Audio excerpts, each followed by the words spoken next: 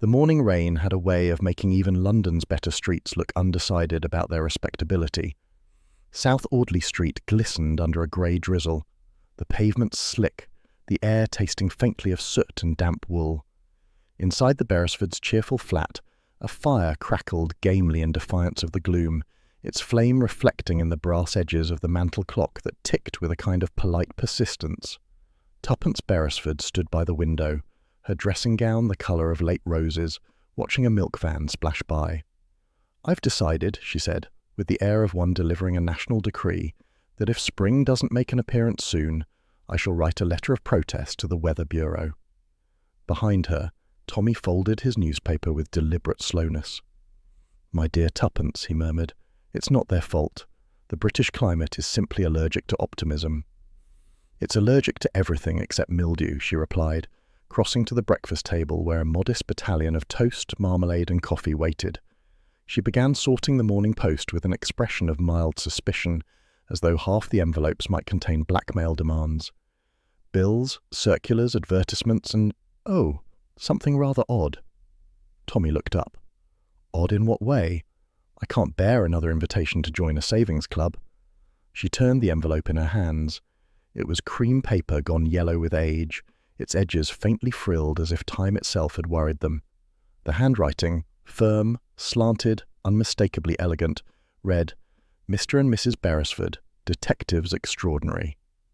"Someone's been flattering us retroactively," Tuppence said, frowning slightly. No return address. And look, old penny stamp, the sort they stopped using before the war. Tommy leaned over. "Probably one of your friends playing a trick. You always had eccentric acquaintances." "Eccentric, yes, but with perfect penmanship, hardly." She slit the envelope carefully. Inside was a single folded sheet, brittle at the corners, and written in the same precise hand. Her eyes moved across the words, her lips shaping them silently. Then she read aloud, slowly, "If you ever wish to finish what you began at Greystones." She stopped. "That's all?" Tommy asked. "That's all." She turned the paper over, but the back was blank save for a smudge of sealing wax, dark red like old blood, and, she lifted it closer, a scent, violets, very faint. Tommy frowned, stretching his memory like an old elastic band. Greystones, Greystones, rings the faintest of bells. Didn't we once? No, that was Grayling. Something about a missing curate and a pub clock. Not Grayling. Greystones. Tuppence's tone sharpened slightly, the thrill of an unsolved puzzle rising in her. "Tommy, we talked about it once, years ago. There was a letter then too, I think, from a woman who never signed her name. Something about a house on the coast, a disappearance during the war." Tommy shook his head. "We never took it. It was one of those cases that vanished before we could even pack a bag. The client backed out, remember? Sent word to leave it alone. And now, after all these years, it resurfaces." Tuppence held the letter up to the light. The paper was thin enough for the fire's glow to show through faintly, making the ink appear almost spectral. "Whoever sent this wanted us to remember something unfinished. The question is, why now?" Tommy rose, poured himself more coffee, and regarded her with the tolerant exasperation of a man who has lived long enough to know when resistance is futile. "Perhaps it's just a prank. Some admirer of our past glories. Detectives extraordinary indeed. Sounds like something from a penny magazine," she smiled faintly. "Flattery, even from a ghost, is still flattery." They sat in companionable silence for a few minutes, the rain tapping against the windows like an impatient visitor. Tuppence traced the edges of the letter with her fingertip.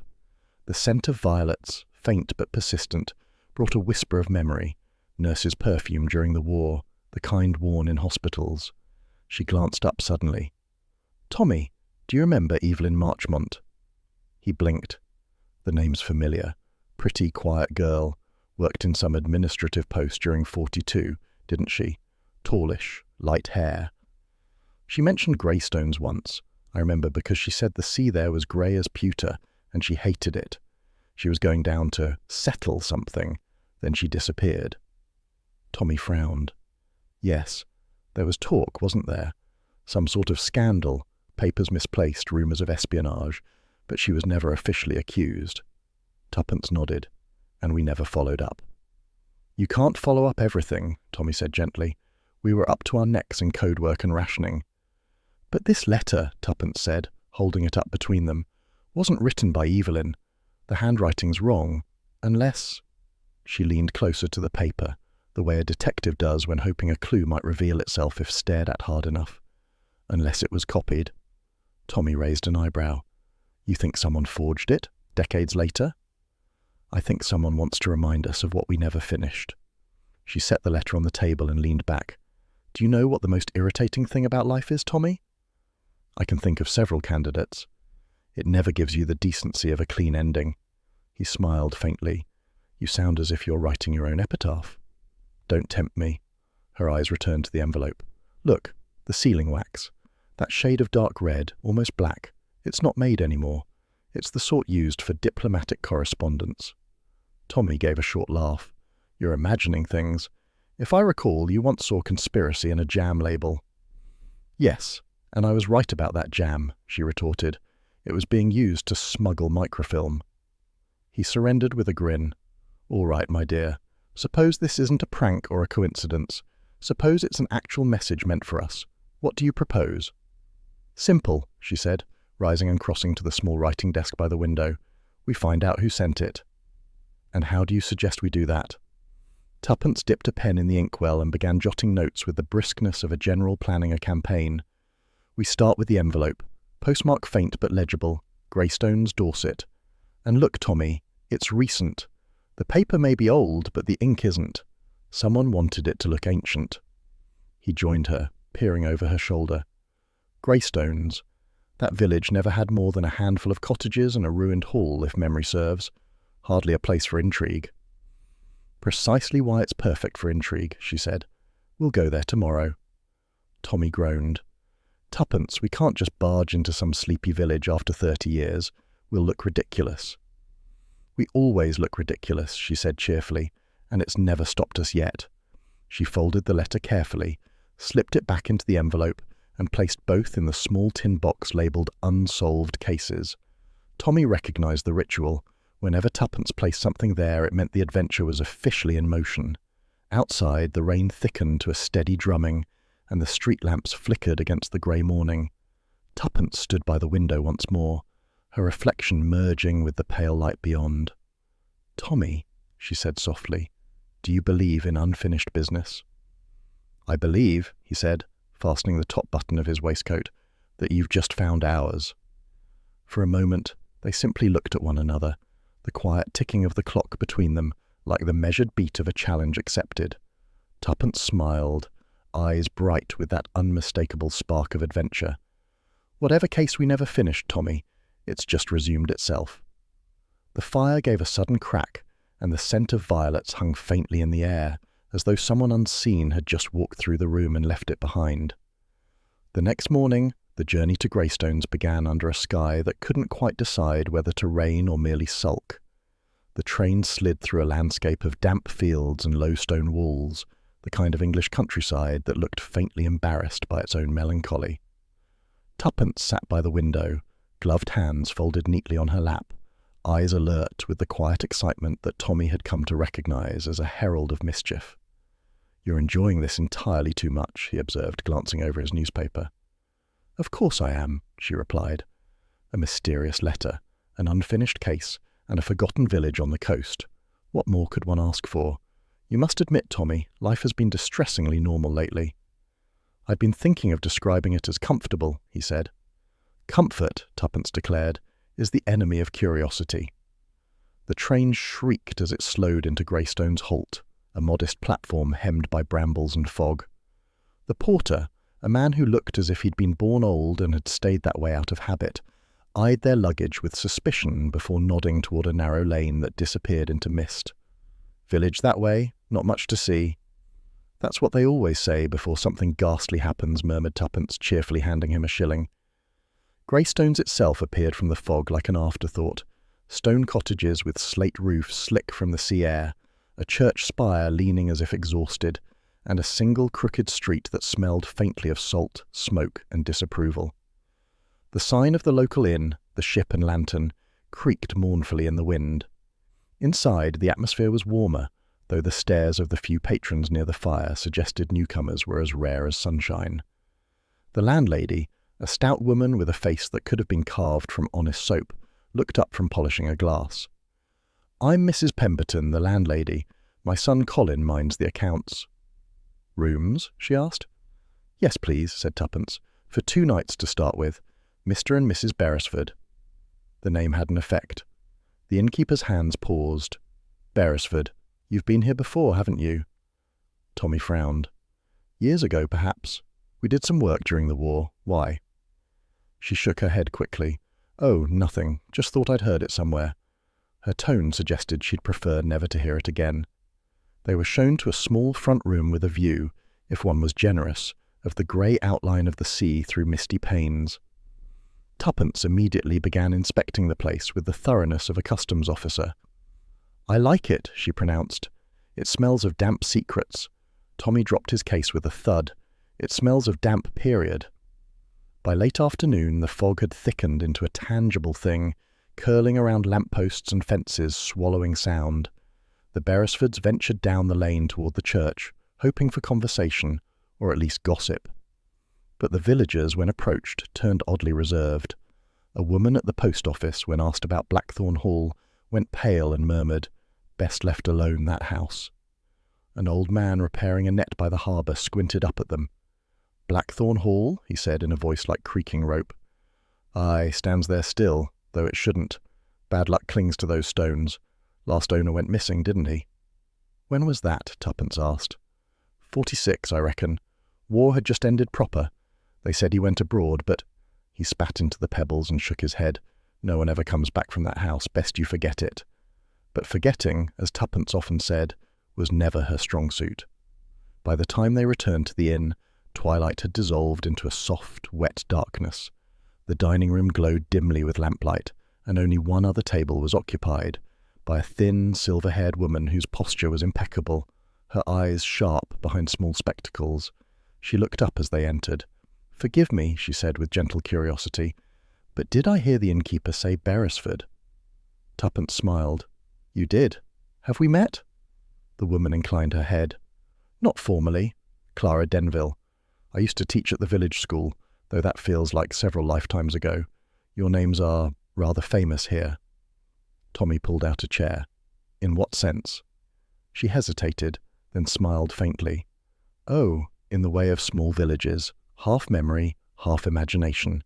You came once, didn't you, to help with a matter no one would discuss?" Tuppence leaned forward. "Then perhaps you'll do us the kindness of discussing it now." Miss Denville stirred her tea slowly. "You'll find people here prefer their silences, Mrs. Beresford. The war took more than lives, it took courage to remember. Some things in Greystones," she said softly, "are better left unfinished." "Unfinished things have a habit of returning," said Tuppence almost absently. Miss Denville regarded her with a curious expression, then looked toward the window where fog pressed thickly against the glass. "The hall's still standing, you know. Blackthorn Hall. They say lights are seen there some nights, though it's been empty for years." Tommy raised an eyebrow. "Lights? In an abandoned house?" The older woman's tone was brisk now, as if she regretted her own looseness. "Probably tramps, or imagination. Good evening." She rose, nodded politely, and left them with her words hanging like cobwebs in the lamplight. Tommy watched her go. A charming conversationalist. "She knows more than she intends to say," Tuppence murmured. "And if people here think we're going to be frightened off by village superstition, they've clearly forgotten who we are." They finished supper in thoughtful silence. Later, while Tommy smoked by the fire, Tuppence stood at the window gazing into the mist. The outlines of the houses were faint blurs, the street empty but for the wavering glow of the single lantern outside the inn. The air smelled of salt and something older, like damp paper and forgotten letters. "Do you see it?" she whispered. Tommy joined her. "See what?" "There, on the hill." She pointed. Through the haze, faint and uncertain, a pale light glimmered from the direction of Blackthorn Hall. It flickered once, vanished, then returned, a single steady glow against the darkness. Tommy frowned. "Someone's there." "Or something," Tuppence said lightly, though her tone carried more intrigue than jest. "A light in an empty house, Tommy. Isn't that rather poetic?" "Or rather suspicious," she smiled. "Either way, it's an invitation." The church bell tolled the hour, muffled by fog. From somewhere outside, a gull cried, harsh and lonely, and the inn sign creaked again, as though in agreement with the wind. "Tomorrow," said Tuppence softly, "we pay our respects to Blackthorn Hall." The light on the hill winked out, leaving only darkness. The following day at dusk the fog was still there, pressed close to the village like a blanket that refused to lift. Greystones slept early, its lanes falling into silence long before the lamps were lit. Only the sea remained awake, murmuring somewhere beyond the cliffs, as if it were telling an old story that no one cared to hear anymore. Tommy and Tuppence left the inn just after sunset, wrapped in their coats, the crunch of gravel underfoot sounding loud in the hush. The mist swirled around the glow of their lantern like smoke from an invisible fire. "Dull business, breaking into abandoned houses," Tommy murmured. "Hardly breaking in," Tuppence corrected. "More entering by narrative necessity," he smiled. "You always make trespassing sound respectable." "It's called detective work, dear, and besides, one can't ignore a light burning in a house that's meant to be empty." The lane curved upward toward the hill where Blackthorn Hall stood. Through the fog, its chimneys and gables loomed like the ribs of some great animal long dead. The gates were iron, rusted and half open, one hinge whining in the breeze. A sign on the stone pillar still read "Private Property," but the lettering had faded as if even authority had given up. "Charming," said Tommy, pushing the gate gently. "I should have brought my torch and a priest." Tuppence's voice was low, steady. "Hush, listen." The wind sighed through the yew trees, and then, just audible, the faint creak of a hinge somewhere ahead. The great oak door of the hall stood ajar, one side barely open as though waiting for them. Tommy frowned. "Well, that's an invitation if I ever saw one." "Or a trap," said Tuppence, stepping forward. "Either way, it would be rude not to accept." Inside, the air smelled of damp stone, dust, and something faintly metallic, like old iron or the ghost of blood. They entered a wide hall with a sweeping staircase that rose into shadow. A thread of candlelight flickered from the next room. "Someone's here," Tommy whispered. They moved softly toward the light. The study door was half open, and within, a single candle burned on a desk strewn with papers. A cup sat beside it, steam still curling faintly from the rim. "Fresh," murmured Tuppence. "Whoever it was, they've only just gone." Tommy bent, inspecting the surface of the desk. Fingerprints, smudged, and look, footprints in the dust near the door. Smallish, light tread, possibly a woman. Tuppence examined the papers. Old correspondence mostly, letters stamped with War Office crests. And here, look at this.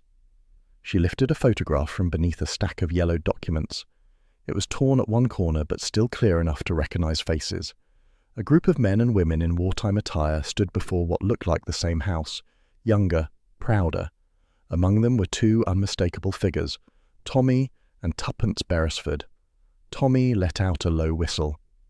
"That's us. Taken at some Home Office briefing, I think. How on earth did it end up here?" But the unease deepened as they noticed the damage. One face, at the edge of the group, had been scratched out with deliberate force. The paper was ragged where the image should have been. "Someone hated whoever that was," said Tuppence softly. "Or feared them," Tommy added, "and judging by the company, it must have been someone from the same circle." The candle flickered violently as if stirred by a passing draught. They turned, but the door remained still. "Let's take a look upstairs," Tuppence whispered. "If there's life here, there might be more clues." The staircase groaned under their steps. The wallpaper had peeled in long curling strips, and the once grand portraits along the landing were grey with grime. One showed a woman in Edwardian dress with a face almost erased by mildew. Another hung crooked, its frame cracked like a broken promise. At the end of the corridor, a narrow flight of stairs led to the attic. The door there hung open just enough to let out a breath of cold air. Tuppence raised her lantern. "Well," she said, "if the murderer's hiding up here, I do hope he appreciates dramatic timing." The attic was vast, its beams thick with cobwebs. Dust lay in soft drifts, unbroken except for a single trail of footprints leading to an old trunk beneath the slanted window. The name The Incomplete Case was painted across the lid in faded black letters. Tommy exhaled. That's subtle. Tuppence knelt, brushing away the dust. The lock was rusted but not fastened. It lifted with a reluctant creak, revealing a strange collection, a stack of official police files tied with fraying ribbon, a child's drawing, crayon figures holding hands beneath a crooked sun, and lying across them a single red ribbon, smooth and clean as if placed there yesterday. The colour was startling against the decay. Tuppence touched it lightly.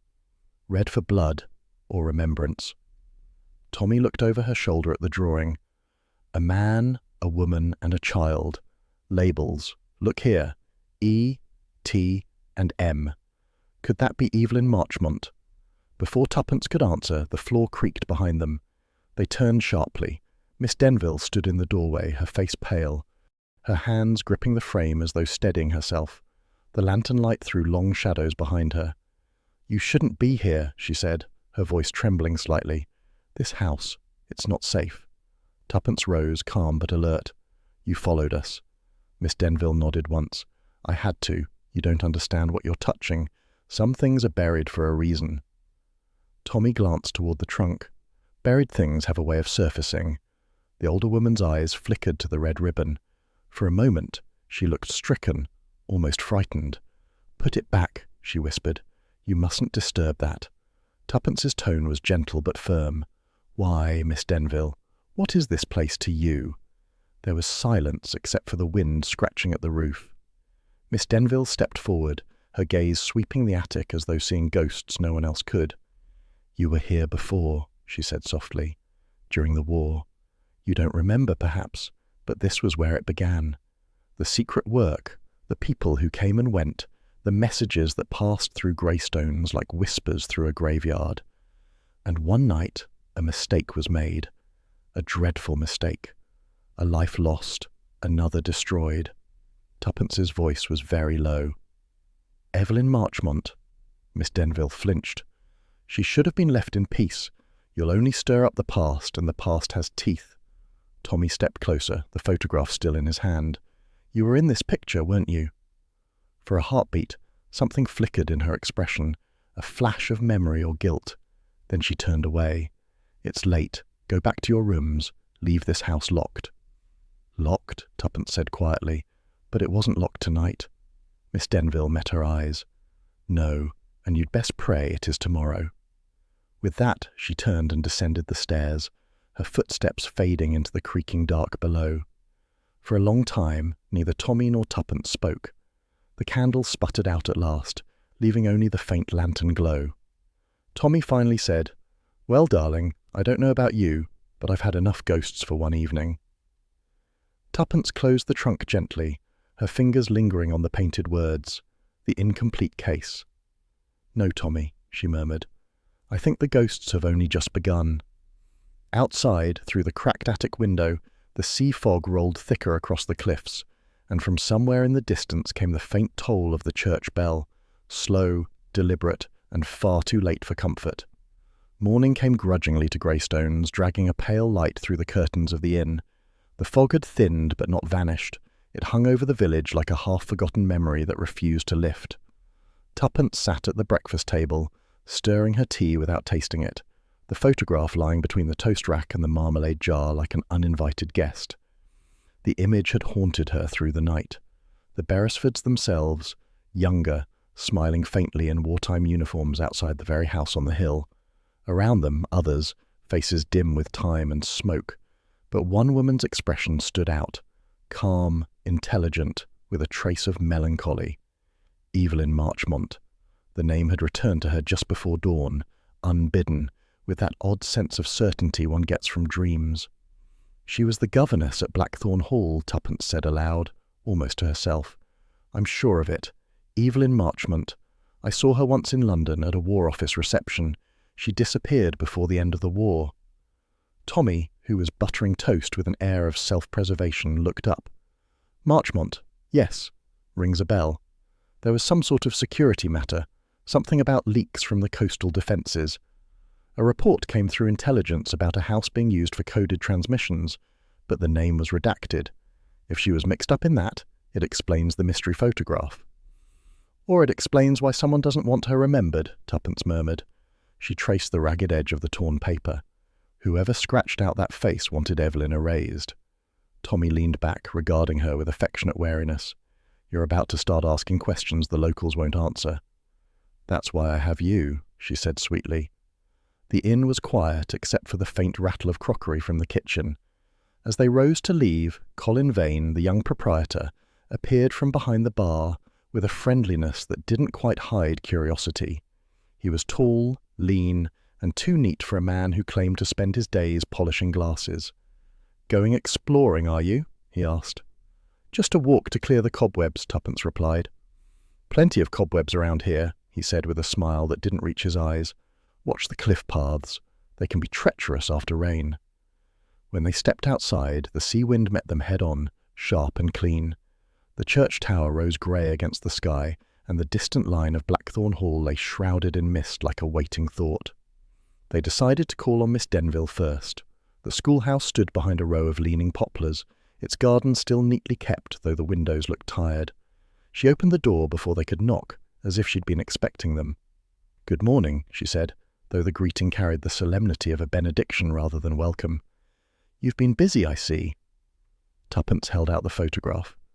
We thought you might help identify someone. Miss Denville took it in both hands, studying it with a stillness that felt almost reverent. Her fingers trembled slightly at the edges. Where did you find this? In the study at Blackthorn Hall, said Tommy. It was tucked among old papers. The woman, Evelyn Marchmont, wasn't she? The schoolteacher's colour drained perceptibly. She sank into a chair, the photo resting on her lap like a weight. Evelyn, she murmured. Yes, she was my friend once, my dearest friend, but that was long ago. What happened to her? Tuppence asked quietly. Miss Denville hesitated, as though choosing from two equally painful truths. She died, she said at last. At sea. There was a storm. The boat went down off the coast near Portsmouth. It was reported in the papers. Tommy exchanged a look with Tuppence. Forgive me, but was there ever a body recovered? No. Her voice was little more than a whisper. But there are graves for many without bodies, aren't there? It's the living who need stones, not the dead. Tuppence regarded her gently. You said last night that some things are better left unfinished. Did you mean Evelyn? Miss Denville's eyes flickered up sharply. I meant the war, and what it made of people. You think you know someone, then find you don't. The best of us did things we'd rather not recall. She rose abruptly, smoothing her skirt. Now, if you'll excuse me, I have lessons to prepare. Outside, Tommy blew out a thoughtful breath. Died at sea, no body, and a friend who shuts the door too fast. That's as good as a confession of mystery, if not guilt. Tuppence smiled faintly. You're learning. They walked through the churchyard next, where the grass was slick and the stones tilted at weary angles. The sea, visible through gaps in the hedgerow, gleamed dull silver. Tuppence slowed near the back corner, where the older graves stood forgotten beneath ivy. Her eyes caught something small but vivid, a bouquet of white violets, fresh despite the chill, laid on a modest grey slab. The inscription was simple, E.M. 1943. She bent down, touching a petal. Evelyn Marchmont, she said softly. Someone still remembers her. Tommy crouched beside her. Not many bring flowers to unmarked graves after 30 years. She looked up suddenly. Between the yew trees, half hidden by the church wall, a shadow moved, quick, deliberate, and familiar. Colin Vane, the innkeeper. He turned away the instant their eyes met. Tommy, Tuppence said, straightening, I do believe our polite host has been following us. They quickened their pace, rounding the corner, but he was already gone, leaving only the echo of footsteps fading toward the lane. Back at the inn that evening, Colin greeted them with practised nonchalance. Have a pleasant walk, he asked, drying a glass. Charming, Tuppence replied, her tone light, though I must say it's odd how one keeps seeing the same faces in a small place. His smile tightened. It's a small village, Mrs. Beresford. Hard not to. Tommy's voice was mild. You knew Miss Marchmont, didn't you? Colin froze, only for a heartbeat. Everyone here knew of her. My mother used to say she had the saddest eyes in Dorset, but she's been gone a long time." "And yet someone leaves her flowers," Tuppence said softly. He looked down at the glass in his hand. "Old habits die hard, I suppose." The rest of the evening passed in uneasy quiet. Later, as the clock struck 10, Tuppence stood by the window of their room, watching the fog drift across the street lamps. Somewhere beyond the village, the waves struck the cliffs in a rhythm that felt too measured to be natural. "Tommy," she said, "do you ever get the feeling that the past isn't finished with us?" He looked up from polishing his pipe. "Always. But what worries me, Tuppence, is that this time it remembers us by name." A shiver ran through her, though the fire burned steady in the grate.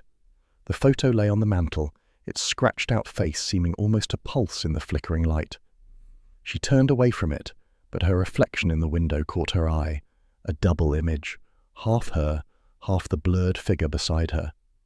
For an instant, she could have sworn the faint scent of violets filled the room again, as if Evelyn Marchmont herself had passed unseen, pausing only to whisper the words she'd left unfinished. The next morning broke with a deceptive calm, the kind of pale sunlight that seemed to apologize for the night before. The air had a chill edge to it, and Greystones appeared momentarily innocent, its cottages glinting like damp pearls along the hill. Tuppence, however, was not deceived. There was something about the village that made even daylight feel temporary, as though the fog merely stepped aside to let one see what it wished to be seen. They breakfasted quietly. Tommy was reading the Dorset Chronicle with the exaggerated patience of a man pretending not to brood, while Tuppence sat with her notebook open, tracing the events of the last few days in neat, slanted handwriting.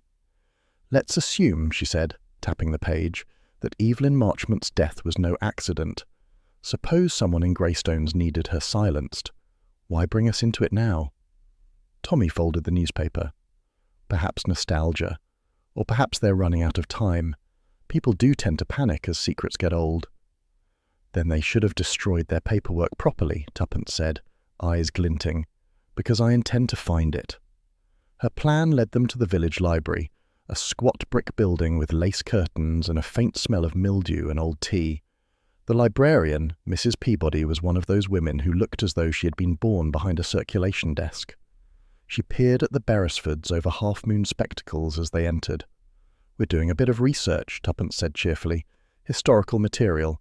Local records, particularly around 1940 to 1950. "Very dull years, Mrs. Peabody, but pride flickered beneath her primness. "We've the parish archive in the back room. Do mind the dust." The back room was dim and close, filled with the papery scent of disuse. Dust motes danced in slants of light from a high window, and cardboard boxes sat stacked like tired soldiers awaiting inspection. "Ah," said Tuppence with satisfaction, "the scent of forgotten bureaucracy." They sifted in silence for some time, interrupted only by the occasional sneeze from Tommy and the rustle of paper. Most boxes contained nothing of note: minutes from council meetings, ration cards, requisition forms. Then, at the bottom of a stack, Tuppence's hand brushed something heavier, a brown file folder, its string tie yellowed and brittle. Across the front, stamped in faded red, "Classified, for destruction, 1950. "Tommy," she breathed, "I think we've found our treasure." He leaned in as she opened it. Inside lay a neat bundle of papers tied with twine, typed telegrams bearing wartime ciphers, and between them a small envelope marked EM Coastal Transmission Case. Tuppence slipped the contents onto the table, a forged passport in the name Evelyn Marsh, several pages of intercepted code, and finally a photograph. Her breath caught. It showed Evelyn Marchmont standing beside a soldier in uniform, broad-shouldered, head turned slightly toward her, the faintest smile playing across his lips. Tommy Beresford. She looked up sharply. "Tommy?" He stared. Good Lord. He picked up the photograph, examining it as though it might rearrange itself under scrutiny. "That's me. It's my uniform, all right. The insignia, the date, but Tuppence, I don't remember this. I never posed with her." Tuppence watched him carefully. "You were undercover more than once, weren't you? During 43? There could have been an assignment." He shook his head. Not one involving Greystones, and never under that code name. He turned the photograph over. On the back, faint pencil marks read, Operation Finch, Joint Contact Verified. Operation Finch, Tuppence repeated. We've never heard of it. No, said Tommy slowly, and I rather think we weren't meant to.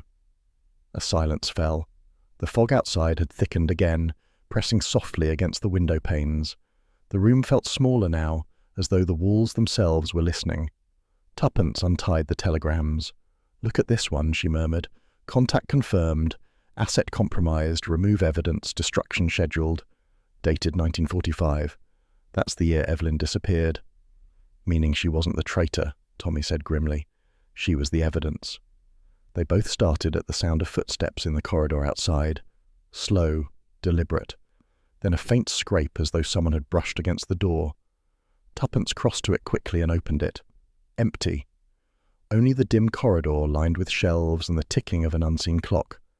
But just as she stepped back, a flicker of motion past the window, a figure crossing the street outside, wrapped in a long grey raincoat. She turned sharply. Tommy, there's someone watching us. They left the library a few minutes later, the file locked safely in Tuppence's satchel. The air had turned damp again, the kind of fine drizzle that blurred distance. As they descended toward the square, Tommy caught sight of the same grey figure at the corner of the lane, motionless, head slightly bowed as if reading a newspaper that didn't exist. When Tommy turned to confront him, the man was gone. Not the friendliest of villages, he said under his breath. They reached the inn to find the telephone ringing. Colin Vane had already lifted the receiver and held it out toward them. Call for Mr. Beresford, he said. Came through from London. Tommy took it, half expecting the line to be dead. Hello? A familiar, gravelly voice answered, softened now by age. Beresford, it's Craddock. Tommy straightened. Inspector, my word, it's been years. Yes, and I'd have preferred it to stay that way, said the voice. I've had a call from a friend at the Home Office. Your names have turned up in an old index file, something marked Greystones incident. I don't like the sound of it. Nor do we, said Tommy. We've just found...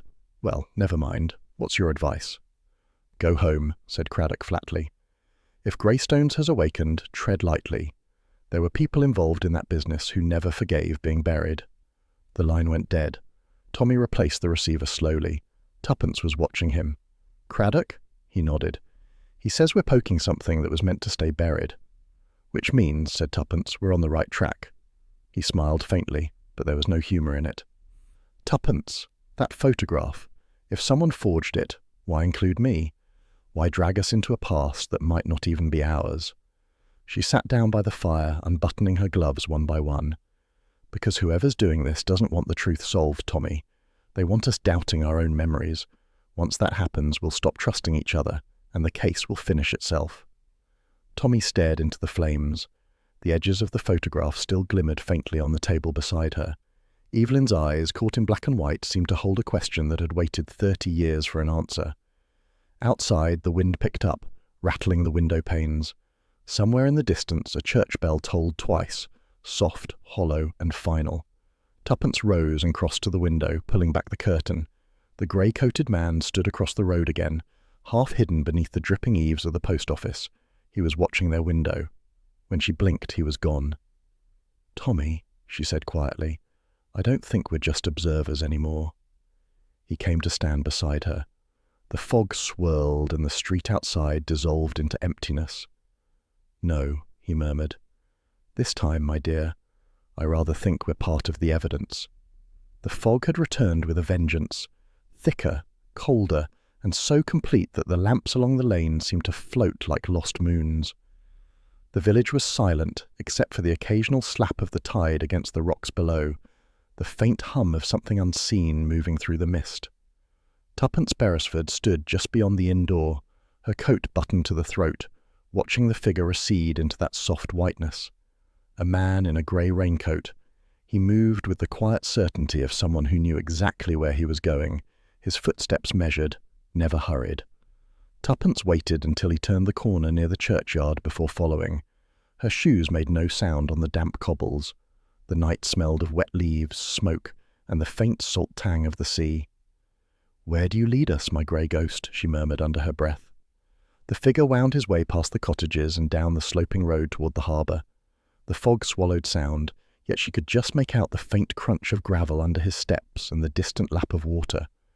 At the end of the path stood a weathered wooden structure leaning dangerously toward the tide, a derelict boathouse, its roof half collapsed and its windows black as ink.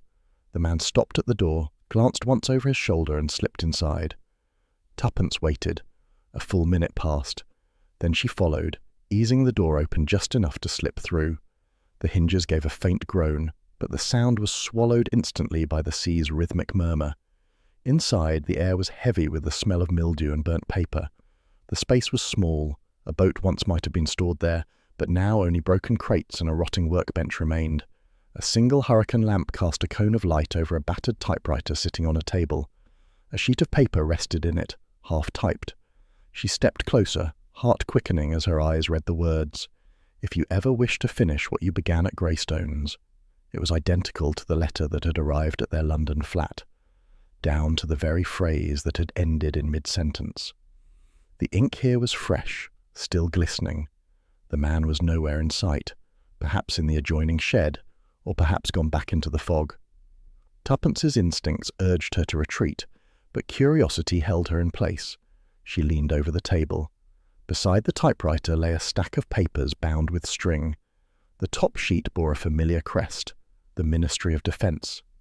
She reached toward it, but before her fingers touched the edge, a sound broke the stillness. Footsteps, slow, deliberate, approaching the doorway. In a heartbeat, she slipped behind a stack of crates near the wall. Through a narrow gap, she saw the figure return. The grey raincoat was damp with fog. The man's movements were calm, practiced. He set a small metal tin on the table, struck a match and dropped it inside. The faint crackle of burning paper followed. He fed several pages into the flame, one after another, watching them curl into blackened petals. When he was done, he took a small envelope from his pocket, addressed it in firm handwriting, E.M., and laid it beside the typewriter. For a moment, he stood very still, as though listening to the sea beyond the walls. Then he extinguished the lamp. Darkness swallowed the room. Tuppence held her breath. The door creaked open, a rush of cold mist entered, and the man stepped out, his footsteps fading into nothing.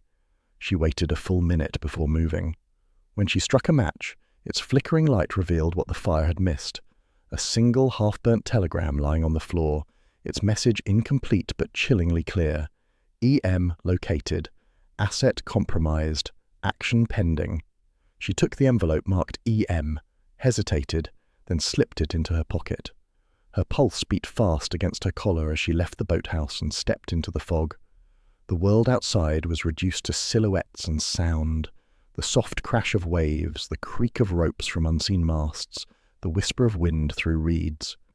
Behind her, the boathouse light flared once and went out completely. At the same hour, back at the inn, Tommy Beresford was engaged in a conversation that had begun as polite inquiry and was fast becoming interrogation. Miss Clara Denville sat by the fire, her hands folded neatly in her lap, but the flicker of the flames betrayed her unease. "You've been here a long time, haven't you, Miss Denville?" Tommy began mildly. "Since before the war?" She nodded. "I taught at the village school before the evacuees came. Then I was seconded to certain administrative duties. It was all very dull."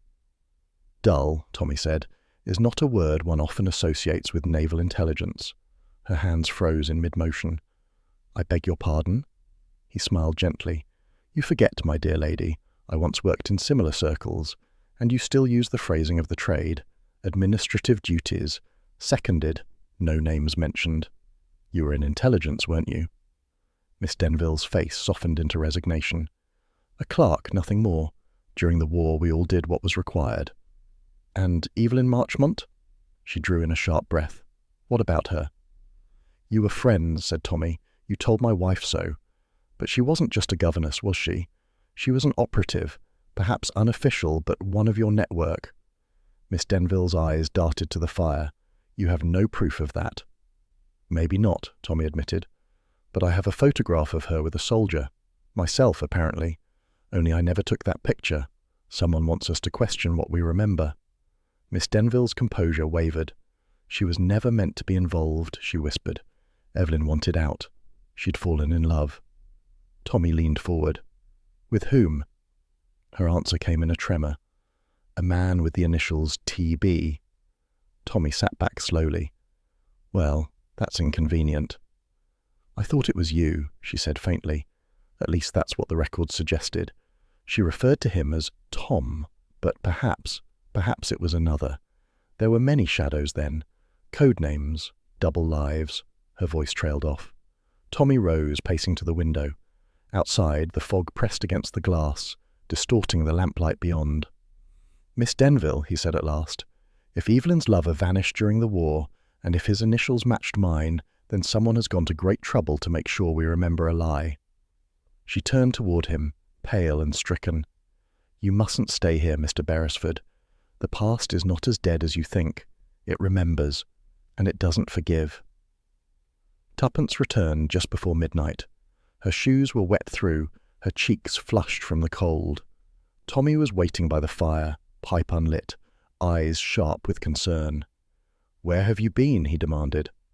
Following our grey ghost, she said, sinking into the armchair opposite him. She drew the envelope from her pocket and set it on the table. He led me to the old boathouse. There was a typewriter there, writing the same letter that brought us here. He burned papers and left this address to E.M.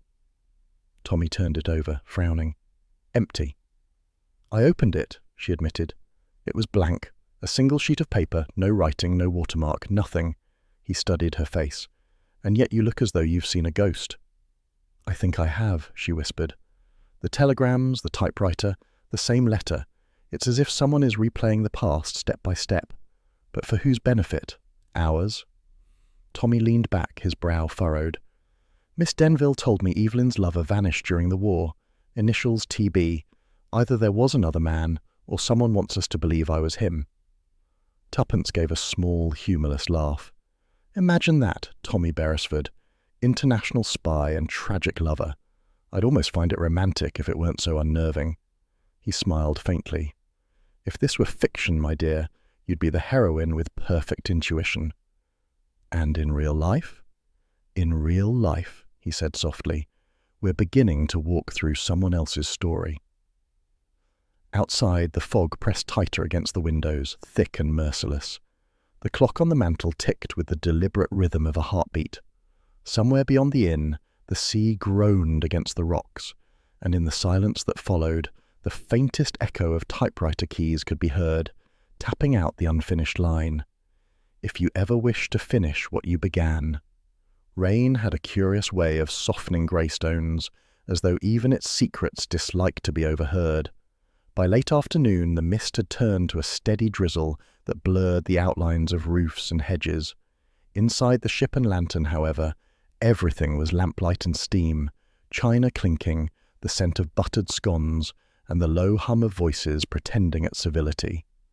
Tuppence Beresford had arranged the table herself, with the precision of a hostess who understood that domestic grace was the surest disguise for interrogation. The teapot gleamed, the napkins were folded like lilies, and the chairs had been positioned so that she could observe every face without appearing to. Tommy, lounging with deceptive ease beside her, poured the first round of tea. Milk first or last? He asked amiably, as Miss Denville, Colin Vane, and Mrs. Pemberton, the landlady, settled in. Last, said Miss Denville crisply, unless you're serving the weak variety that passes for tea in London. Mrs. Pemberton gave a small, nervous laugh. I told Mr. Beresford I brewed it strong, ma'am. Navy strong, they call it. Colin Vane leaned forward, his smile too ready. I should think the Navy's used to stronger things than tea, Mrs. Pemberton. There was laughter, light, brittle, and the game began. Tuppence poured her own cup, watching the steam curl upward like a magician's smoke. We thought, she said casually, it might be nice to gather everyone. After all, we've been poking about Greystones like truant schoolchildren. It's time to behave like respectable visitors. You'll find respectability scarce around here, Vane said lightly. Greystones has always preferred gossip to grace. Miss Denville set down her cup with a precise clink. Idle talk is the curse of small places. The past should be left in peace. Ah, but the past rarely returns the favour, Tuppence replied gently. Take Evelyn Marchmont, for instance. At that name the air seemed to contract. Miss Denville's spoon paused mid-stir, and Mrs. Pemberton coughed into her napkin. Vane merely raised an eyebrow. "She was before my time," the innkeeper's wife said hastily, "though my husband says the hall was never the same after she left. You'll know the story, of course." "Only fragments," Tommy said, "and we're frightfully bad at leaving puzzles unsolved." Vane's tone was light, but his words were not. "Perhaps that's why someone sent you the letter." Tuppence met his gaze. "Someone?" "Well," he said, shrugging, "it wasn't me, though if I were in possession of such a fine mystery, I'd be tempted to share it with the experts." "Experts?" Miss Denville repeated, her voice taut. "You speak as if they were detectives, not guests." "Oh, but that's exactly what we are," Tuppence said with a bright smile. "Tommy and I used to make something of a hobby of it, though we're rather rusty these days." Miss Denville's lips thinned. "Then perhaps it's time to retire the hobby." For a moment, only the sound of rain tapping against the window filled the room. Then Vane broke the silence, leaning back in his chair. "Tell me, Mrs. Beresford, do you believe in coincidences?" "Only when they're convenient," she said. He smiled faintly. "Then here's one for you. My mother once worked at Blackthorn Hall. She kept a ribbon belonging to Miss Marchmont, red silk. Said it was from her hair the night she vanished." Miss Denville's reaction was immediate and sharp. "Colin!" He blinked, surprised. "What? It's only a story." Her voice trembled just slightly. "Some stories are better left unspoken." "Perhaps," said Tommy evenly, "but that's rather difficult when they keep being rewritten." Miss Denville's eyes flashed. "You're implying something, Mr. Beresford." "Observation, not implication," he said mildly, though one wonders how a ribbon from Miss Marchmont's hair survived 30 years if she was lost at sea. Vane's charm faltered. I don't know. I was a child when she disappeared. My mother used to tell the tale at bedtime." "Gruesome taste for lullabies," Tuppence murmured.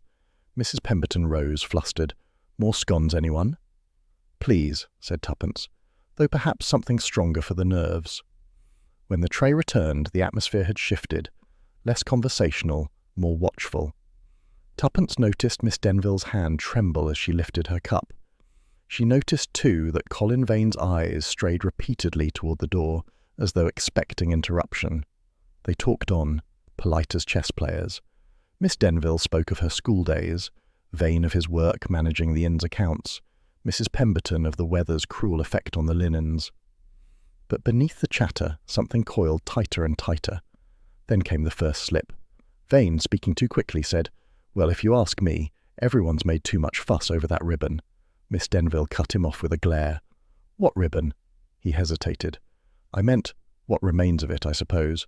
People said it was found later, in the hall." The silence that followed was thick enough to taste. Tuppence's voice was soft.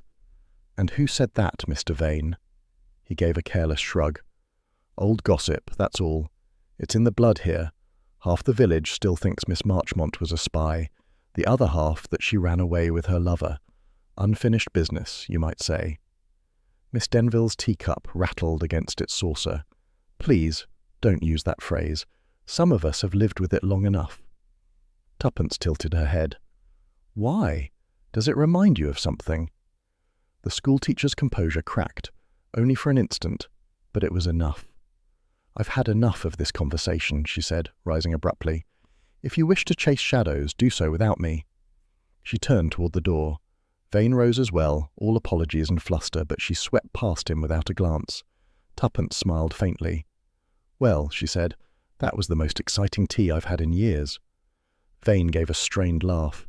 "You do have a talent for stirring things up, Mrs. Beresford." "It's all in the wrist," she said lightly, stirring her tea, "though one must be careful with spoons." He looked puzzled. "Spoons?" She gestured to her cup. "This isn't mine. Someone switched it." All three looked down. The sugar spoon resting on her saucer was a different size, slightly tarnished, engraved with a faint crest, a bird in flight. Vane paled. "That's from the hall," he said softly. "I've seen it in the dining room cabinet." Tuppence met Tommy's gaze across the table. Neither spoke. Moments later the guests made their polite farewells. The room felt suddenly empty, though the air still held the weight of unspoken things. Tommy poured himself the last of the tea and sat back. "Well, "That went beautifully," he said dryly. "Half our guests hate us, the other half suspect us of witchcraft." Tuppence smiled, though her fingers worried the edge of her napkin. "Did you notice, Tommy? Every mention of Evelyn Marchmont, of the past, draws the same reaction. Fear. And yet they can't help circling back to it." He nodded. Vane's mother's ribbon, Miss Denville's nerves, and the mysterious spoon that took a walk from Blackthorn Hall. Our dinnerware is developing a life of its own. She rose and crossed to the window, where the rain traced delicate lines down the glass. "We're not chasing ghosts," she said finally. "We're being led. Someone wants us to follow." He joined her, resting a hand on her shoulder. "And what happens when we catch up?" "That," she said, "is what worries me." They turned toward the stairs. The corridor was dim, the inn half asleep. Their door stood slightly ajar, a thing Tuppence was certain she had locked. On the small tray by the bedside sat their tea things from earlier in the day. Everything was neat, untouched, except for one detail. Around the handle of the teacup, knotted carefully, gleamed a strip of red silk, the ribbon. Tuppence stared at it for a long moment before speaking. "A warning, Tommy, or an invitation?" Tommy's eyes were fixed on it. "Either way," he said quietly, "we've just been formally introduced to our ghost." Outside, the rain whispered against the windows, steady and patient, as though it, too, was waiting for what would come next. The storm came from the sea without warning, one moment a grey drizzle veiling the horizon, the next a black wall rolling in from the channel, devouring everything in its path. By late afternoon, Greystones had retreated behind shuttered windows and bolted doors, leaving only the roar of the wind and the hammer of rain against the roofs. Tommy and Tuppence Beresford stood at the edge of the cliff path, their coats snapping like sails, their faces wet with salt and rain. Below them, the sea boiled white against the rocks, furious and alive. Tuppence cupped her hands to her mouth, shouting above the wind, "If this is your idea of a pleasant stroll, Tommy, I'm not impressed." He grinned, the rain running down his face. "Nonsense, old girl. Perfect weather for unearthing secrets." "Or drowning with them." The cliffs stretched ahead, ragged and treacherous, the path little more than a scar through the gorse. They pressed on, heads bent, until the ground fell sharply away to a cove, a crescent of rock and surf where the waves clawed at the shore. Somewhere below, hidden in the cliffs, was the spot where Evelyn Marchmont had vanished into the sea. "Here," Tommy said, pointing to a narrow path cut into the slope. "This matches the old coast maps. The tide must have revealed more of the rock face since the storm." Tuppence's heart thudded as she followed him down. The air smelled of salt and decay, and the wind carried the faint clang of a buoy far out at sea, a hollow, mournful sound that seemed to mark time itself. They reached the base of the cliff just as lightning split the sky, illuminating the rocks in a sudden silver glare. For an instant, Tuppence saw it, a dark hollow half hidden behind a tumble of seaweed and shingle. "A cave," she said breathlessly. Tommy nodded. "Or a grave." The entrance was low and narrow. Tommy ducked inside first, lighting the small torch he'd brought from the inn. The beam cut through the darkness, revealing a chamber of damp stone, walls glistening with moisture. Rusted metal lay scattered across the ground, coils of wire, a corroded battery, fragments of something once mechanical. "Good Lord," he murmured. "Wireless equipment, portable radio, wartime issue." Tuppence crouched beside him. Evelyn was working with intelligence, wasn't she? This must have been her station, but why here? "To transmit," he said softly. Hidden under the nose of the coast patrols, the perfect cover. The torchlight caught on something else, a faint gleam wedged between two rocks. Tuppence reached for it, fingers trembling. It was a small silver locket, tarnished but intact. Around it, wound like a seal, was a strip of red silk. She drew it out slowly. The ribbon was identical to the one that had appeared on their teacup tray, its colour still startling even in the dim light. Her voice was barely audible. "It's hers. Evelyn's." Tommy took the locket carefully. The clasp resisted at first, then gave with a tiny click. Inside, beneath a cracked glass cover, lay a faded photograph, a woman smiling faintly, and beside her a man whose face had blurred with time. But the inscription on the inner lid was clear, engraved in delicate script, "For TB, finish what we began." The torch wavered slightly in Tommy's hand. "Well," he said after a long moment, "I must say that's the neatest piece of handwriting I've ever seen on a death warrant." Tuppence stared at him. "You think she meant you?" "I think," he said quietly, "someone wants me to think that." The wind outside howled louder, driving spray into the mouth of the cave. The tide was coming in fast. Waves slashed against the rocks, throwing foam across the entrance. "We should go," Tuppence said, "before the water traps us." Tommy hesitated, glancing once more at the equipment scattered on the ground. "We can't leave it. It's evidence." "Evidence that won't survive another 10 minutes, she countered. "If the sea wants it, Tommy, let it have it. We know it's real. Someone else already does too." A sound interrupted them then, a faint scuff of stone behind them, a breath of movement not born of the sea. Tommy swung the torch. The beam caught the inner wall of the cave, glimmered across the slick rocks, and then something shifted, a shadow separating from shadow. He barely had time to register it before the light flickered and went out. Tuppence gasped. "Tommy?" He turned just as something collided with him, a forceful shove that sent him staggering toward the mouth of the cave. His boot slipped on the wet rock. For one sickening second he was weightless, the roar of the waves rising to swallow him whole. Then a hand seized his arm, small, strong, and certain. "Tuppence!" he choked, gripping her wrist. Together they fell backward, landing hard against the wall. The unseen figure bolted past them, vanishing into the storm. For a moment neither spoke. The only sound was the sea crashing against the rocks, closer now, greedy. "Are you hurt?" she asked. "Only my pride," he said, grimly, getting to his feet. "That was no accident." "No," she said, breathless. "And whoever it was, he wanted you over that cliff." They stumbled out into the tempest. The world had dissolved into grey water and noise. Rain lashed their faces, the cliffs loomed like black spectres. They climbed in silence, each step a battle against wind and slick stone. By the time they reached the top, they were drenched and shaking. Tommy turned for one last look. The sea had already surged over the rocks below, swallowing the cave completely. "It's gone," Tuppence whispered. "The tide's taken it." He nodded, and with it, every bit of proof. They walked back along the path, the wind at their backs now, driving them toward the village lights that flickered faintly through the rain. The storm showed no mercy, yet there was something cleansing in its violence, a sense that the sea was doing what men never could, hiding what it could not forgive. At last, they reached the shelter of the lane. The lamps of the ship and lantern glowed dimly through the downpour. Tommy stopped under the dripping eaves, his face pale but composed. "She left it for me," he said quietly. "The locket, the message. If it's true, then whatever happened wasn't just about espionage. It was personal." Tuppence touched his arm. "You think Evelyn loved you?" He gave a small, rueful smile. "I think someone wanted me to believe she did, and I think that belief might be the most dangerous part of this whole business." She said nothing for a long moment. The rain softened, turning to mist once more, as though the storm had spent itself. "Tommy," she said finally, "we've both seen what the sea keeps, but what it returns, that's the part that frightens me." Inside the inn, the fire still burned low, its light flickering across the walls. As they entered, a faint scent reached them, violets, delicate and unmistakable. On the mantel lay a single strip of damp red ribbon, tied neatly in a bow.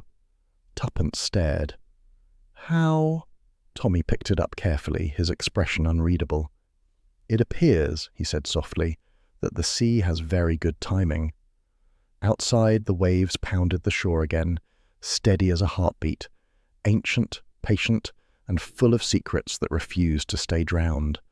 The dawn broke pale and unwilling, the kind of hesitant light that seemed to doubt its own authority over Greystones.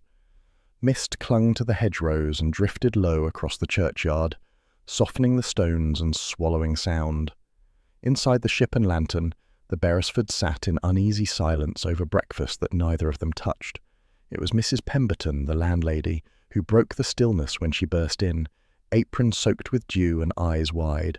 "Oh, Mr. Beresford, Mrs. Beresford, such a thing," she cried, "At the schoolhouse, Miss Denville. She's been found." Tuppence was already on her feet. "Found what, Mrs. Pemberton?" "Dead, ma'am. They say she passed in her sleep, but Dr. Henshaw's there now, and he looks worried.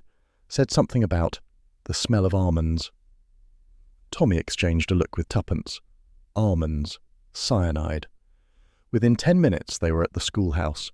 The garden gate hung crooked, swinging gently in the morning breeze. Inside, the little parlour was still and too tidy, as though the dead woman had meant to leave the world in good order. Miss Clara Denville sat in her armchair by the hearth, her spectacles folded neatly on the table beside a teacup. The cup was half full, the surface glinting faintly in the light that filtered through the lace curtains.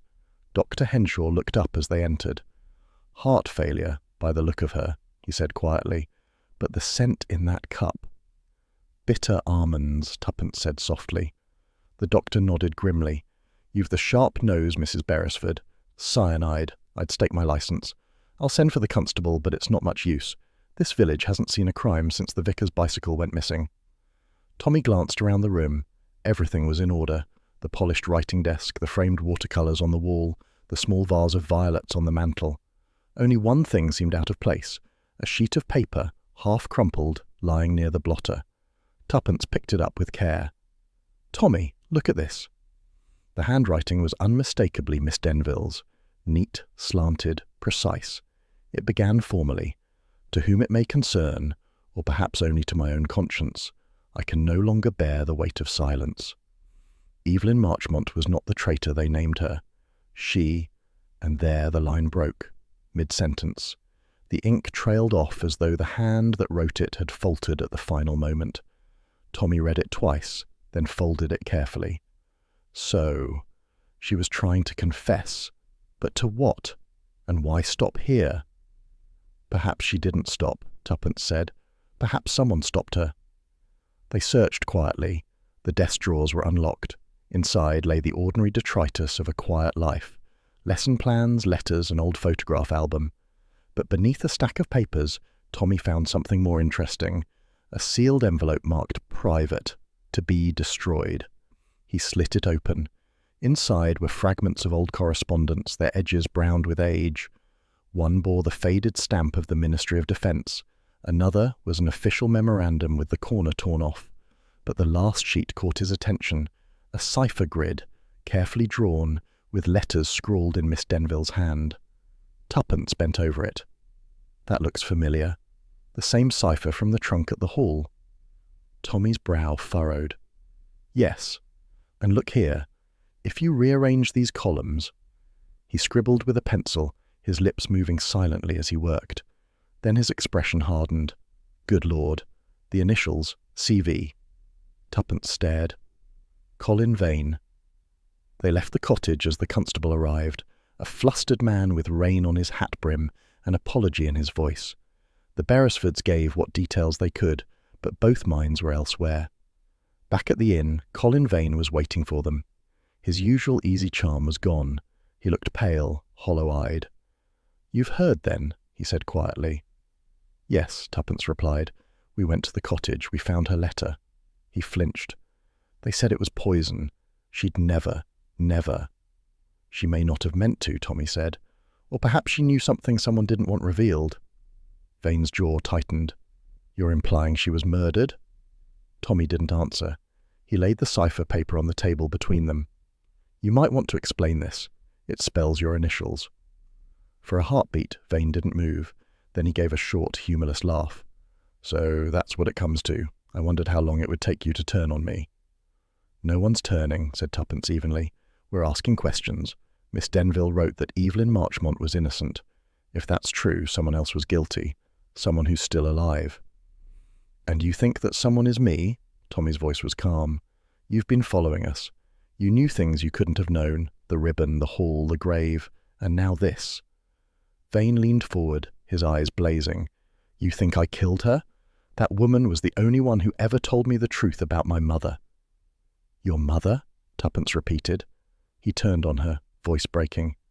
"Yes, Evelyn Marchmont was my mother." The words hung in the air like the aftershock of a gunshot. "My mother," he said again, softer now. "Miss Denville told me after my father died. She said Evelyn had been betrayed, accused, and left to drown, while others walked free. She said one of those men was a British agent, Tommy Beresford. Tommy stiffened. That's a lie. Is it? Vane demanded. Then tell me why your name is in her locket, why her last message said, "Finish what we began." What did you begin with her, Mr. Beresford? What did you leave unfinished? The room seemed to shrink around them. Outside, the village bell tolled 9, slow and solemn. Tuppence's voice cut through the tension. You've been manipulated, Mr. Vane. Someone wanted you to believe that story. The question is, who? Vane's face twisted. Don't patronize me. You and your husband came here to reopen wounds that should have stayed closed. Miss Denville warned you, some things are better left unfinished. She was right. He turned abruptly, heading for the door. Colin, Tuppence called after him, if you truly believe Evelyn was your mother, help us prove it. Running won't clear her name. But he was gone into the mist before she finished the sentence. Tommy exhaled, sinking into a chair. Well, that was dramatic. Tuppence poured him a cup of tea with shaking hands. Tommy, could it be true that Evelyn was his mother? He stared into the steam rising from his cup. Perhaps. She was a governess here. She could easily have had a child no one knew about. But this idea that I betrayed her, it's madness. Unless someone wants it to seem true, she said quietly. The day dragged by in a haze of half-answers and rumours. Word of Miss Denville's death spread through the village like smoke. Some said it was grief that killed her. Others whispered that the past had finally claimed its due. As evening fell, Tommy sat at the small writing desk in their room, studying the cipher again. The pattern's deliberate, he muttered. CV, clear enough, but there's more. Another layer. The final line spells out a date, 1943, the year Evelyn died. Tuppence joined him, eyes thoughtful. What if she wasn't sending a message about Colin? What if she was warning us about him? Tommy looked up sharply. You think he killed her? I think, Tuppence said, that if she knew something dangerous, something linking him to the wartime transmissions, he might have wanted her silence, and if she truly was his mother, that's the cruelest motive of all. A knock came at the door, light, hesitant. Tommy opened it to find Mrs. Pemberton wringing her hands. Begging your pardon, sir, but Mr. Vane, he's gone. Left the inn not half an hour ago. Didn't take a bag, just walked off toward the cliffs. Tuppence rose at once. The cliffs? In this weather? He said he wanted to be alone, the woman said miserably. Said the sea was the only thing that ever answered him. Tommy's eyes met Tuppence's. Both knew what the other was thinking. Come on, he said quietly, reaching for his coat. If the past hasn't finished with him, we'd better get there first. They stepped out into the gathering dark. The air smelled of rain and salt, and the sea far below murmured with the endless patience of something that knew it would always have the last word. The rain began again at dusk, slow, deliberate, and heavy, like the ticking of a clock marking the last hour of a long pursuit. The lights of Blackthorn Hall glimmered faintly through the downpour, throwing pale rectangles across the overgrown drive. The great house had been shut for years, but tonight its windows were alive once more. Shadows moved within, voices murmured. The past had come home to roost. Inside, the air smelled of damp wood and disuse, mingled with the faint lingering scent of violets, the ghost of Evelyn Marchmont herself. Dust sheets had been drawn aside, and a fire crackled weakly in the vast hearth. Tuppence Beresford stood before it, adjusting the placement of chairs with the same calm efficiency she might apply to setting a tea tray. Her eyes, however, were bright with something harder than domestic order, resolve. "Are you certain of this, Tommy?" she asked without looking up. "It's one thing to invite people for tea. It's another to summon them to a séance." Tommy, checking his watch, gave a half-smile. "Not a séance, darling, a reconstruction. The night Evelyn vanished. Everyone who played a part is here, or nearly." "Everyone still breathing, you mean," she said dryly. "And if you're right, one of them may be about to stop." He met her gaze. "If I'm right, this is the only way to end what began 20 years ago. The house itself will do the rest." Thunder rumbled across the cliffs. Somewhere in the distance a motor car approached. The first to arrive was Mrs. Pemberton, the innkeeper's wife, clutching a shawl around her shoulders. Her eyes darted about the dim hall. "Mercy, I never thought I'd set foot here again. The place feels cursed. Only haunted by truths left untold, Tuppence said gently. Please, come in. Next came Dr. Henshaw, collar turned up, spectacles fogged. You said you wanted me here as a witness, he said shortly. Let's get this over with. I've no taste for theatrics. Then, finally, the door creaked open to admit Colin Vane.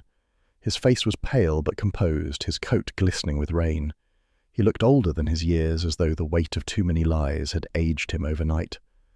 So, he said, glancing around the shadowed hall, the prodigal son returns. Not son, Tommy murmured, almost under his breath.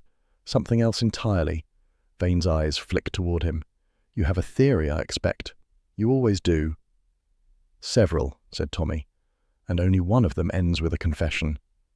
The last arrival came moments later, a tall man in a grey raincoat, his hat pulled low. He gave no name, only a curt nod. You asked for all witnesses, he said. I have business here as well. Tuppence recognised the voice, the same man she'd seen in the mist, the one who had burned the letters in the boathouse. He moved with quiet authority, his expression unreadable. Tommy gestured to the drawing room. Shall we? The group entered. The fire threw long shadows across the panelling, and the rain tapped steadily at the windows. Tommy waited until all were seated before he spoke. Ladies and gentlemen, he began, thank you for coming. Tonight we hope to finish a case that began in this very room 20 years ago, the night Evelyn Marchmont disappeared from Blackthorn Hall. You all know fragments of the story. Some of you have lived with its shadow, but only one person here knows the whole truth. He paused. We mean to find out who. Mrs. Pemberton made a small sound. But she drowned, didn't she? The police said... The police, Tommy interrupted gently, found no body, only her ribbon and a rumour. Tuppence stepped forward. We'll begin with the setting. Evelyn Marchmont, governess to the Vane family, was accused of passing naval codes to the enemy. She vanished before she could be arrested. The next morning, this house was locked and sealed. Dr. Henshaw frowned. And now you've unlocked it to play ghost hunters. Tommy smiled faintly. Not ghosts, Doctor. Motives. Let's start there. He turned to Colin Vane. You claimed Evelyn was your mother. Vane's jaw tightened. I told you the truth. Tommy held up the locket they had found in the cave, the silver still dull with salt. This was hers. The inscription says, for TB, finish what we began. I thought it referred to me, but the cipher we found, the documents, the red ribbon, all point to something else entirely. Evelyn Marchmont wasn't your mother, Mr. Vane. She was your handler. Tuppence caught the reflex, the slightest hesitation before mother, as if he'd tried on other words first. A murmur ran through the room. Vane laughed, a sharp, bitter sound. Handler? That's absurd. Is it? Tommy's tone was mild, but his eyes were steady. You arrived here under a false identity, didn't you? Colin Vane died in France in 1944. The man who took his name was an operative, British intelligence, possibly double. You came back to recover something Evelyn hid. Vane's expression darkened. You're guessing. Tuppence spoke quietly. No, we're remembering. Miss Denville's letter said Evelyn was innocent, and that the real spy still lived under another name. You fit that description rather neatly. Vane's hand went to his pocket. You have no proof. On the contrary, said Tommy, we do. The file you've been hunting, Evelyn's list of compromised agents, was never destroyed. She hid it here, behind the wainscot in this very room. He crossed to the far wall where the panelling met the hearth. His fingers searched the edges of the carved moulding until there was a faint click.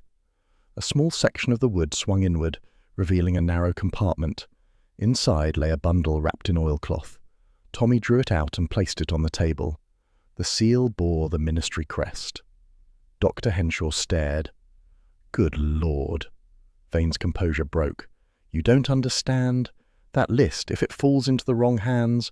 The wrong hands, Tuppence interrupted, were yours, I believe. He moved suddenly, too suddenly. The pistol appeared as if conjured, glinting in the firelight. Nobody move, he said harshly.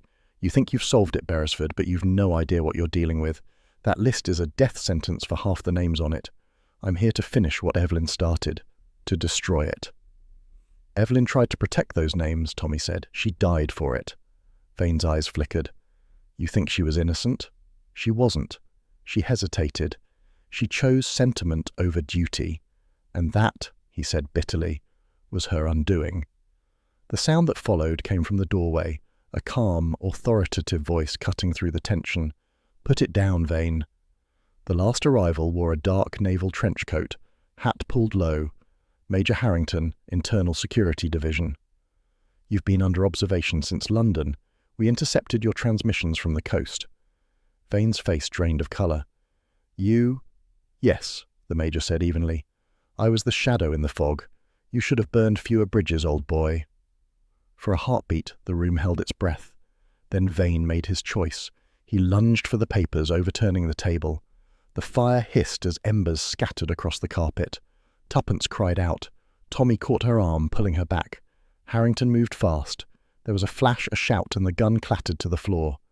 When the smoke cleared, Vane was on his knees, clutching his arm where the bullet had grazed him. The papers lay untouched beside the hearth. The Major approached, cuffing him with brisk efficiency. "It's over, Vane. You won't find redemption in treason." Rain battered the windows harder now, as though the storm itself had been waiting for the moment to break. Tuppence exhaled, leaning against Tommy. "Well," she said shakily, "I suppose that's one way to finish what we began." He managed a faint smile. "Let's hope it stays finished this time." Harrington secured the documents in his briefcase, nodding to them both. "You've done more good than you realise. Evelyn Marchmont's name will be cleared. She was loyal to the end." "And the ribbon?" Tuppence asked softly. "She always left one behind." The Major paused. "She left it as a sign, to mark safe hands. You were right to follow it."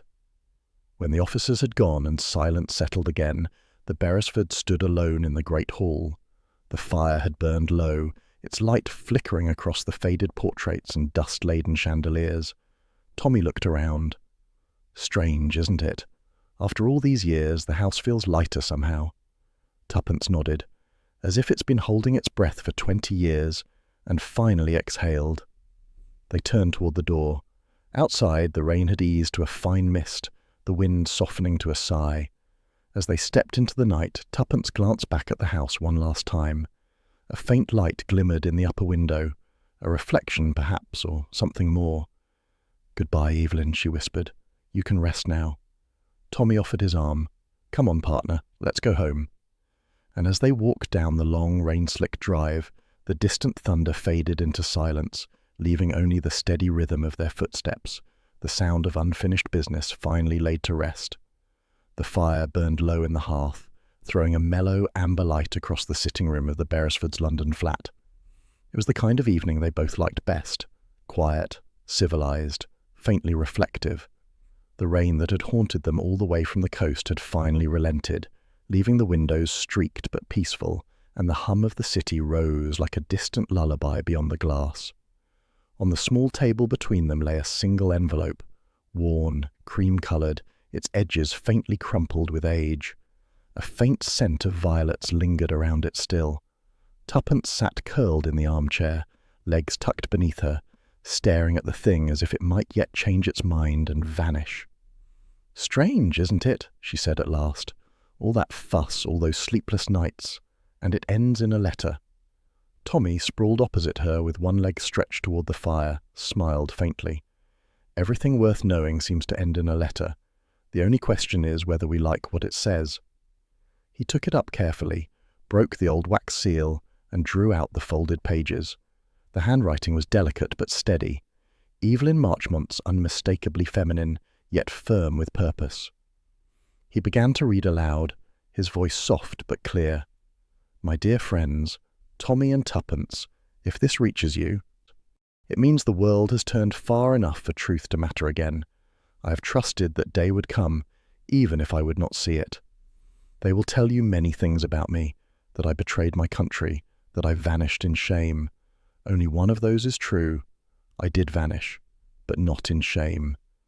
There was a list that cost too many lives. I hid it, knowing the tides of war would bury it better than any grave. But a secret has its own life. It never dies. It only changes form until the right hands uncover it again. If you are reading this, you are those hands. Finish what we began. And when you do, burn this letter. Let the past rest, and remember me kindly. With gratitude beyond words, Evelyn Marchmont. Tommy let the silence settle after he finished. The clock ticked once, twice. The fire popped gently, sending a spark spiralling upward. Tuppence's eyes were bright in the firelight. She knew, didn't she? She knew one day someone would come looking. She knew us, Tommy said simply. We were predictable in our way, always a bit late to the party, but never absent. Tuppence leaned forward, resting her chin on her hand.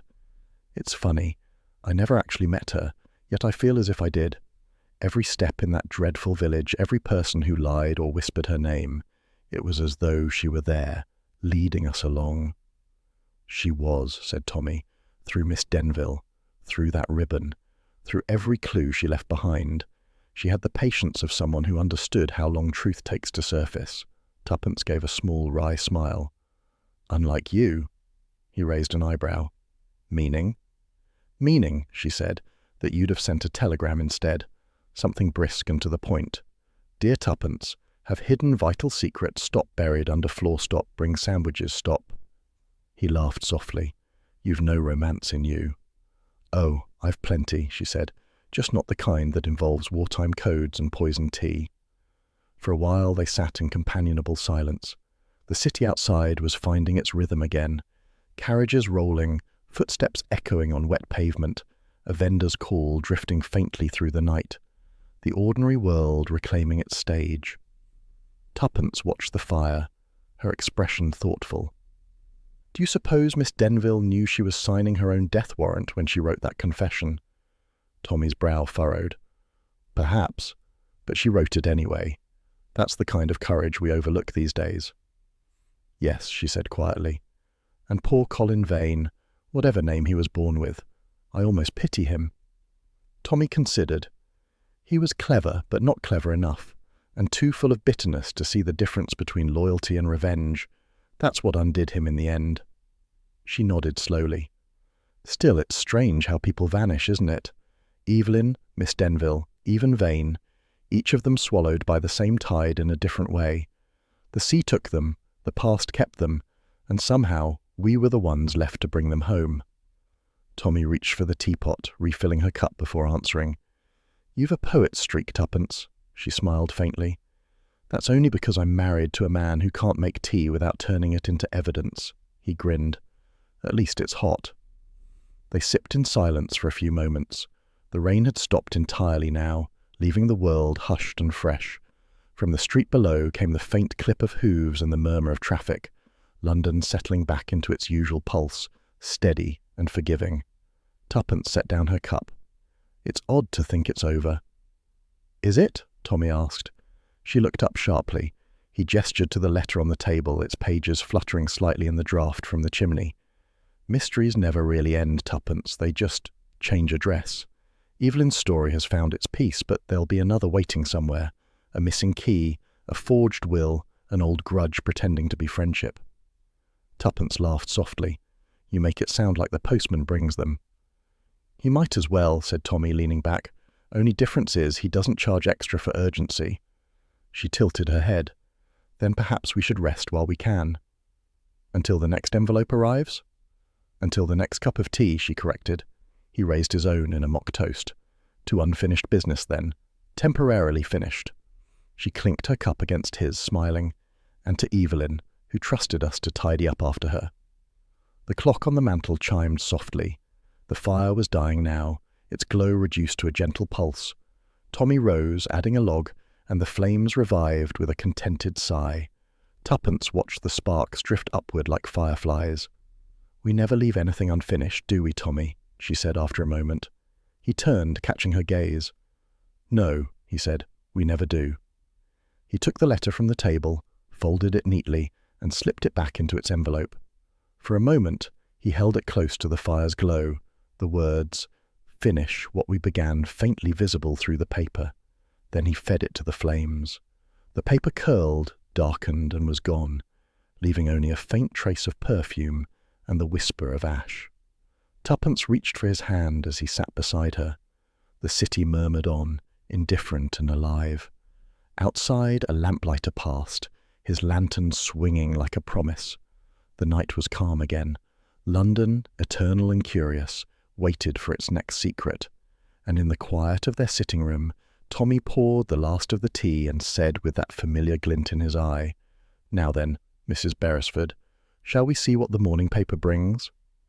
Tuppence smiled, leaning back as the firelight danced over her face. "Yes, Tommy, the world's bound to have another mystery tucked between the headlines." The flames flickered, warm and steady, as rainwater dripped faintly from the eaves. Somewhere outside, a clock struck midnight. The ghosts of Greystones were gone, but the story, as always, was waiting to begin again.